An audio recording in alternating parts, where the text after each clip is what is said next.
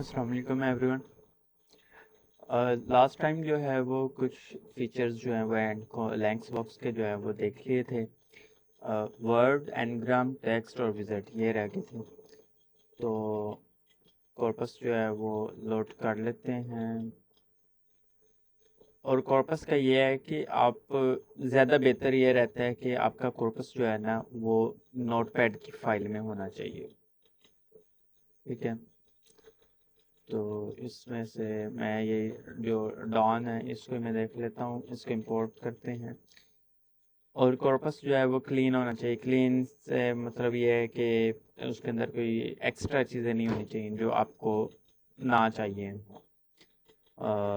कोई डिजिट्स वगैरह हैं अगर आप जस्ट इंग्लिश यूज़ कर रहे हैं, या फिर कोई उर्दू वाले वर्ड्स हैं, लेटर्स, कोई कोई भी चीज़ एक्स्ट्रा है उसको आप क्लीन कर लें। इसमें जो वर्ड है ये सेम वही वर्ड लिस्ट ही है। बस इसमें क्या है कि इसमें फ्रीक्वेंसी के साथ हमारे पास रिलेटिव फ्रीक्वेंसी भी है।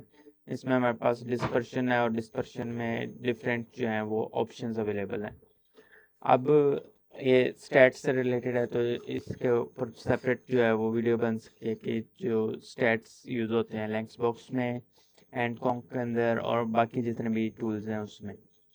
फिर हमारे पास टाइप आ जाती है। टाइप के अंदर वही आ जाता है कि लेमा लेना है, पार्ट्स ऑफ स्पीच या टाइप के तौर पे। पार्ट्स ऑफ स्पीच पे करेंगे तो जस्ट पार्ट्स ऑफ स्पीच के तौर पे ये इसकी फ्रीक्वेंसी आ जाएगी। अच्छा, फिर उसके बाद हमारे पास आ जाता है एन ग्राम। एन ग्राम, ग्राम कहते हैं वर्ड को, तो एन जो है वो यानी कि कुछ भी। तो जब हम एन ग्राम को डिसाइड करते हैं तो वो फिर हमारा हो जाता है, जैसे 5 ग्राम मैंने किया तो इसका मतलब है 5 वर्ड्स फॉर ईच पार्ट। यानी कि हर लाइन के अंदर जो है वो 5 वर्ड्स जो हैं वो आ जाएंगे। और इसके आउटपुट के बाद फिर हम इसको सेव भी कर सकते हैं यहाँ से।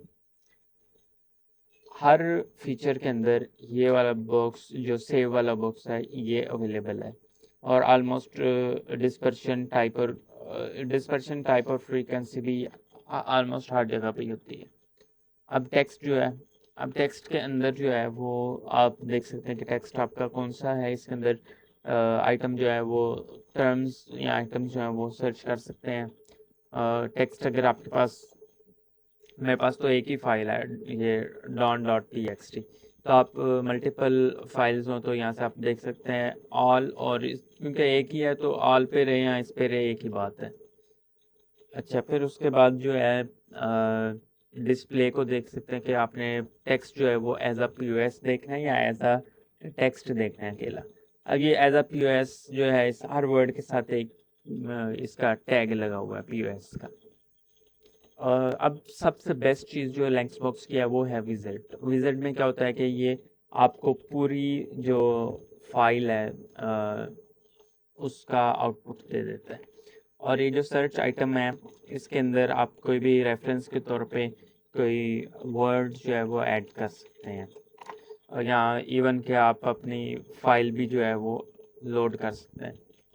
और विज़ार्ड में क्या होता है कि ये पूरी एक रिपोर्ट जनरेट करता है। आपने जो जो चीज़ यूज़ की होती है, जो जो फीचर यूज़ किया होता है, उसके मुताबिक ये सारे जो हैं वो फीचर्स की एक रिपोर्ट बना देता है।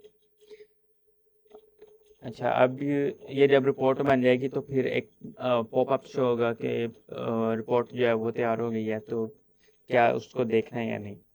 तो फिर देखते हैं। और ये रिपोर्ट जो है वो डॉक्यूमेंट फाइल में आती है तो उसको आप एडिट भी कर सकते हैं। और इसका एक और फ़ायदा है कि ये विद रेफरेंस जो है वो आती है, विद रेफरेंस टू ये लैंक्स बॉक्स। अच्छा, ये इसके अंदर डाटा है। डाटा के अंदर जो है ये इमेजेस भी इसने दिए हैं। ग्राफकोल की इमेज दे दी है।